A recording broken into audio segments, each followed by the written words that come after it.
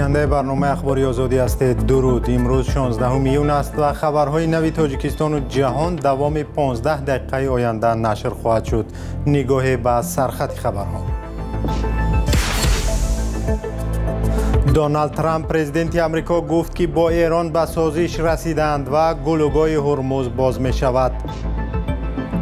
از حالا کشتی‌ها به حرکت آغاز می‌کنند. گلوگاه روز جمعه پورا باز می‌شود.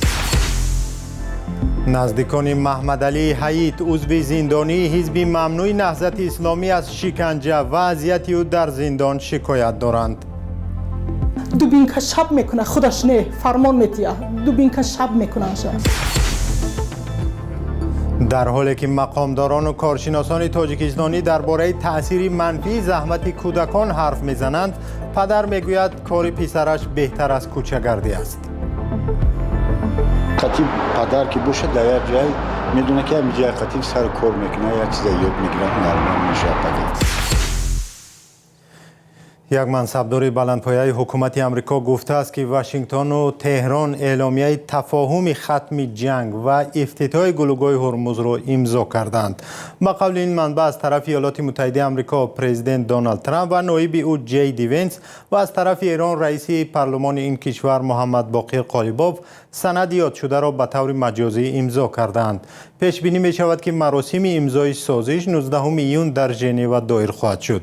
در پی آن دو جانب امکان خواهند داشت که در دوام 60 روز حل دائمی اختلاف را و از جمله بحث روی ذخیره‌های اورانی غنی گردانیده شده ایران را بررسی کنند.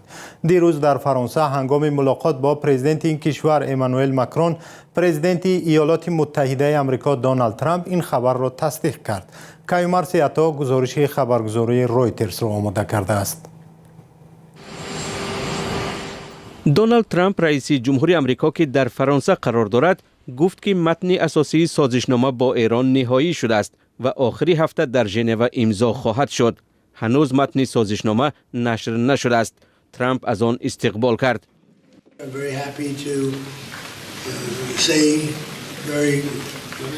خیلی شدم که امضا شده است. سازشنامه نهایی شده است. گلوگاه قسما باز است. طور اوگاید آنها مینه‌ها را جستجو دارند تا بی‌ضرر کنند. از حالا کشتی‌ها به حرکت آغاز می‌کنند. گلوگاه روز جمعه پورا باز می‌شود.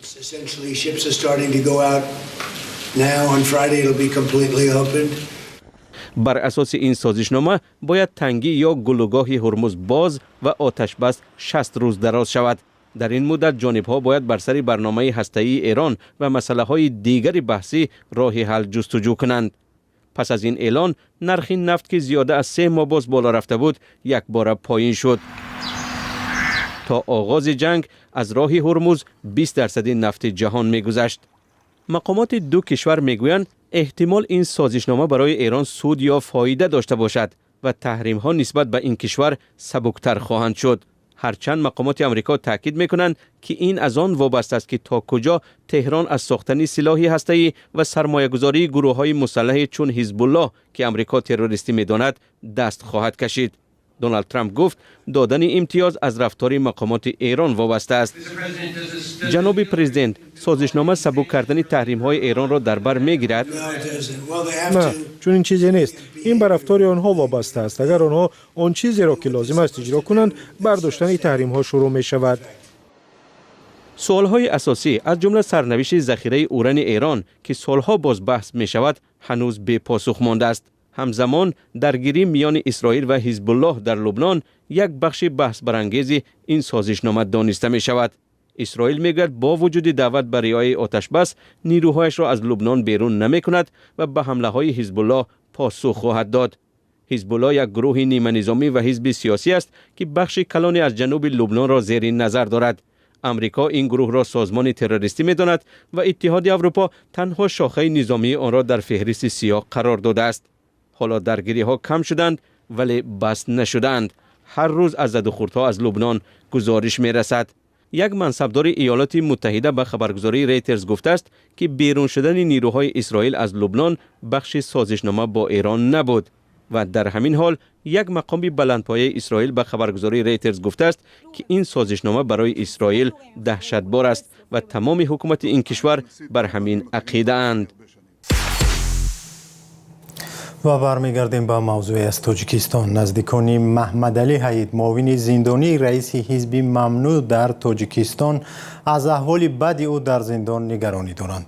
ابتدای ماه روان دو خواهر و همسر محمد علی حید در زندان با او واخوردند. به قول آنها حید از شکنجه و شرایط بد زندان شکایت کرده است. گل بیبی حید و خواهر محمد علی حید به دفتر رادیو آزادی در دوشنبه آمده چنین گفت: روزی 2 ایون اویلشون دوتا خواهرم واخوری می‌دارن. بعد همراه حیاتف یک تا افغان و دوتا کش وای همین آدم کشه جو کردگن. ای همین سبب حیاتف همیشه همه چی گفته که اکن مقصد که میکشنده، من همین وای میکنم که آینده ندارم. وای فایرود میکنه، ناچلنیک کریتیا فایرود میکنه، ناچلنیک تورمای فایرود میکنه. در شاهدی هوایو میگه که اکم میگن که از طرف رحمانوف شمسیدین یکم موینی عمرов پیش یکم موینی شریف بودگی آدم همین کس. انا میگن که انا من لوب لوچ در بیرون بالای برف نگاه داشته و دوبینکا شب میکنه، خودش نه فرمان میتیه، دوبینکا شب میکننشه. در ادامه صحبت همکارانم از گلبیبی حیتاوا پرسیدند که آیا او با کدامی از ماموران اداره زندانهای تاجیکستان درباره شکایت برادرش مراجعت کرده است؟ سرش کفاندگی بود، پردگوشش کفیدگی بود، ما لباسای خونالود برآوردیم. من نزدیک رحمانوف در اومده بودم، گفتم که من اهمی چیزا با خبرم که نسبتی حیاتف چیکار کردگیه. من این چیزایی که وای برآوردم من همینویا انالیزی پیشاب همه چیزا من گفتم که همه چیزا من ده هست. اگر سلوچی چیو ما اکی من میکشه، من تمام جهان ده میگم که حیاتف کشتم.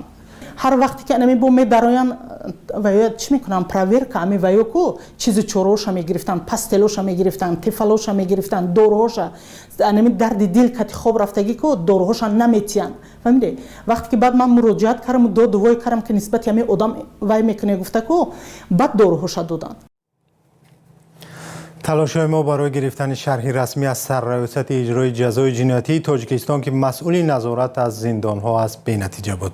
پیشتر وزیر عدلیه و هم سردار اداره زندان‌ها در پاسخ به شکایت‌ها از وضع محمد علی حید گفته بودند ماموران محبس نسبت به او یگان عمل غیرقانونی روا ندیدند. محمد علی حید معاون پیشین رئیس حزبی در تاجیکستان ممنوع نهضت اسلامی سال 2016 در یک مرافعه پسی درهای بسته به حبس عمرباد محکوم شد. مقامات حکم دادگاه را ثابت شده می‌دانند نزدیکانش بی اساس و دارای انگیزه‌های سیاسی می‌حسابند.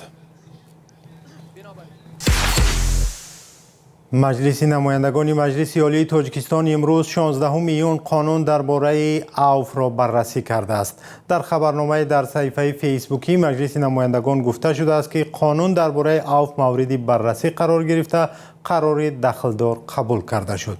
جزئیات قانون درباره عوف که کی قبول می شود و بر اساس آن کیها از زندان یا جوابگری آزاد خواهند شد معلوم نیست. معمولا در تاجیکستان در رابطه با این یا آن سنه زندانیان را عفو می کنند. روز 27 ایون در تاجیکستان روز وحدت ملی جشن گرفته می شود و 9 سپتامبر 35 سالگی استقلال تاجیکستان است. حالا دقیق نیست که در رابطه با کدام سنه این عفو اعلان خواهد شد.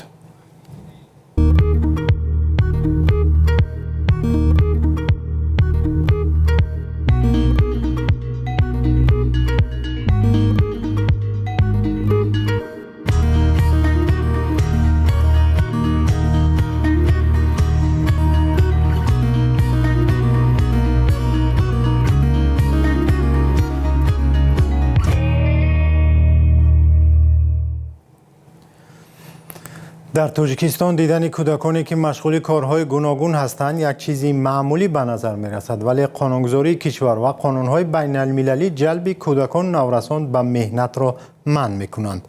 پدر و مادران می گویند از آنه که کودکانشان بیهوده گردی می کنند بهتر است به کار مشغول باشند. همکارانم ارشاد سلیمانوف و امیر ایسایف موضوع کاری کودکان نورسان در تاجیکستان را پیگیری کردند. 4 ساعت صبح و 4 ساعت شام. این ریجه کاری علی جان همراهی 12 ساله است که در یک استاخانه تعمیری ماشین ها در راه دوشنبه وحدت کار میکند. سهار ساعتای 7 میام تا ساعتای 11 12 را کار میکنم، باز مکتب میرم. بعد مکتب باز میام ساعت 4 5 میام باز کار میکنم تا ساعتای 8 7 تمام. هر روز هم خیلی هر روز یه خیلی وقت دم میگیرم. علی جان در اینجا از 8 سالگی زمانی که همسالانش سرگرم بازی و خوشگذرانی بودند مشغول کار است. هرچند او در صحبت با ما گفت که کارش دشوار نیست و خرسند است که برای بودجه خانواده یاری میکند، اما میگوید قسمی از همسالانش او را تمسخر نیز میکنند. همه چی بگم دیگه خواب میکنم میگم تمام چی نیست، های گفتن میگیره آدم دهنش هر چی میگم. اساسا چی میگن؟ هیچ نمیگم کار میکنی تو نمی خونتون دیا بوناش خی یا برقتون باز نمیکنی میگم چی ده کره سه مکانی کلا هم داد برام قد دادم بودم که مشتاز نیست. علی جان همراه پدرش کار میکند. پدرش حبیب محیدینف میگوید این کار مجبوری نیست، بلکه فرزندش کار را یاد میگیرد و به زندگی آینده آماده میشود. کار نکردن در کارهای ناشایسته دست میزنن کودکو، هر جا میروند در کار. این قطعی پدر که باشه در یک جای میدونه که همین جای قطعی سر کار میکنه یا چیز یاد میگیره هنرمند میشه. بر اساس آمار رسمی 2 سال پیش در تاجیکستان زیاده از 125,000 کودکی تا 18 ساله کار میکردند که 116,000 در دهه ها بوده اساساً مشغول کارهای صحرایند. بجز این کودکان زیاد در کیزارها، چارواداری، عرابه‌کشی، سلفان فروشی، ماشینشویی، سودای خیابانی، پلچینکی نقلیات جمعیتی زحمت میکشند. امبودسمن یا وکالتدار حقوق کودک در تاجیکستان از شرح وضعیت کودکان کارگر خودداری میکنند. مقامات دیگر میگویند تعداد کودکان کارگر در تاجیکستان تا سال 2024 خیلی کاهش یافته است. 2929 نفر کارمندان غیر رسمی که فعالیت مهنتی میکردند آشکار کرده شدند و از این 2198 نفر مردها، 720 نفر زنان و 11 نفر را نابالغان تشکیل میکردند. اما از سوی دیگر تاجیکستان با قبول یک برنامه ملی 4 ساله مهنت کودکان را چون یک مشکل جدی اعتراف کرده وعده کرده است که تا سال 2028 شکل‌های بدترین کار کودکان را کاملا از بین میبرد. روانشناسان میگویند در مجموع کار جسمانی با آینده کودکان تأثیر زیاد دارد.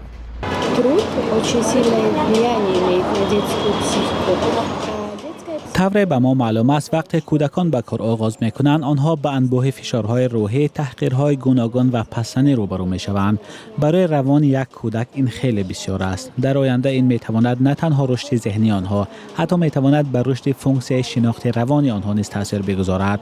این گونه کودک‌ها وقتی بزرگ میشوند خیلی زیاد با افسردگی مزمن گرفتار میشوند.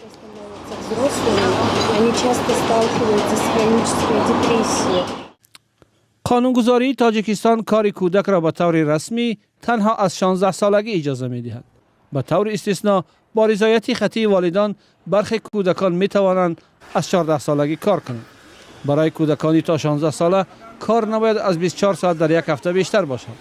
در زمان تحصیل کار کودک نباید از 2.5 ساعت در یک روز بیشتر باشد. سازمان جهانی کار و آژانسی آمار تاجیکستان در یک تحقیق مشترک چند سال پیش سبب‌های اساسی کار کودکان در کشور فقر، دشواری اقتصادی، ضرورت یاری مالی به خانواده، در مهاجرت بودن والدان و به دوش کودکان افتادن تامین روزگار دانستند. و کیر ستارمر نخست وزیر بریتانیا روز 15 ایون اعلام کرد که استفاده از شبکه‌های اجتماعی برای افراد تا 16 ساله در این کشور منع خواهد شد. او گفت که این شبکه‌ها کودکان و نوجوانان را در روبروی محتوای خطرناک قرار می‌دهند که خطرناک است و برای معتاد کردن طراحی شده‌اند.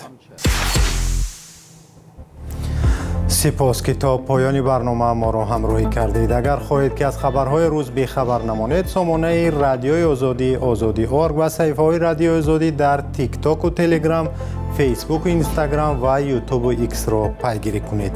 تا برنامه‌های دیگر، خدا نگهداری شما باد.